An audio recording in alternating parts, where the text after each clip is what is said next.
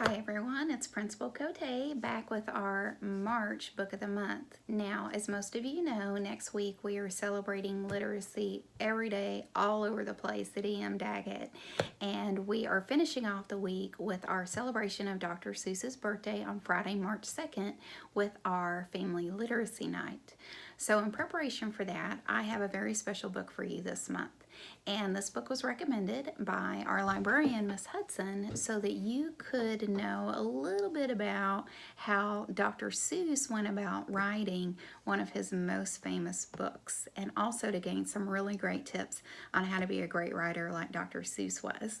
So I'm going to read this book a little differently. I'm not going to read the entire book because it's kind of lengthy and it has a lot of details.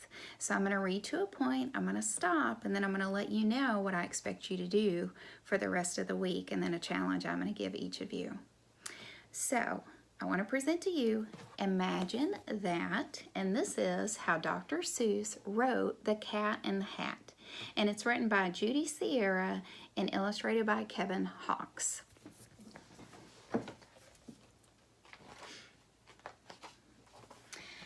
"1954 was a great year to be a kid. There were 5-cent donuts and 1-cent lollipops. Rock and roll had just hit the record shops. Bookstores brimmed with exciting new books like Charlotte's Web, The Lord of the Rings, and Horton Hears a Who. 1954 was a great year to be a kid unless you were trying to learn how to read. For some reason, first grade readers weren't making the leap from reading a few words to reading a whole book. Grown-ups were stumped. What could the problem be?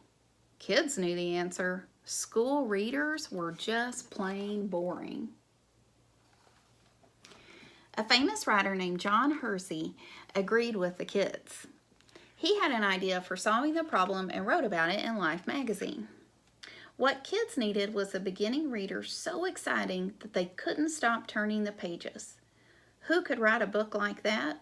Only the funniest children's author in the land? Dr. Seuss.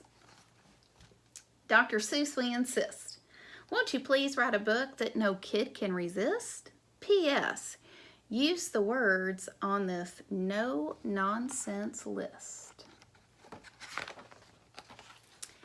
Ted, as he was known to his friends, had already published 9 big picture books. Books like If I Ran the Zoo and Scrambled Egg Super and Thidwick the Big-Hearted Mouse. They were funny and kids loved them. But could he write and illustrate a first grade reader? Of course, a short little book like that would only take 1 or 2 weeks, or so he thought. Each morning after breakfast, Ted went upstairs to his studio. He had a chair and a desk, a drawing board for drawing, and a typewriter for writing. He also had a closet full of outlandish hats.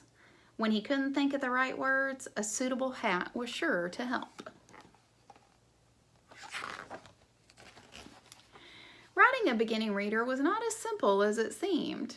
For one thing, Ted liked to invent new words for his book. Words like oobleck and itkuch and yurka and wumbus and hipponohungus and dipponodungus. But in this book, he would only be able to use words from the official list. I shall write a rip-roaring book about a queen zebra, Ted declared. He checked the official list. Queen? No, not on the list. Zebra? No, not on the list. Maybe a book about birds. I like birds. Bird? Not on the list. No. Ted glared at the list. He spied the word cat and he spied the word hat. Cat rhymes with hat, so I'll just start with that.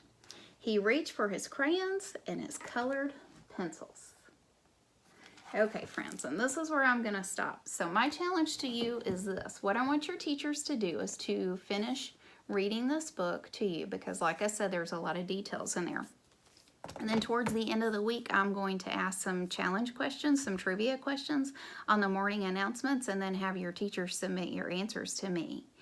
And another thing I wanted to share about this book, something that you probably do not know about me, that it was Dr. Seuss books. That's how I learned how to read. My mom used to put them in my playpen, and I had access to them for many years before I even started kindergarten. And so Dr. Seuss and Cat in the Hat particularly hold a really special place in my heart because it's what taught me how to read. So I hope that you enjoy learning more about Dr. Seuss as an author, and especially more about how Cat in the Hat was created. So I look forward to the answers that you give me throughout the week. And again, I hope you enjoy learning a lot more about the Cat in the Hat and Dr. Seuss. So happy reading.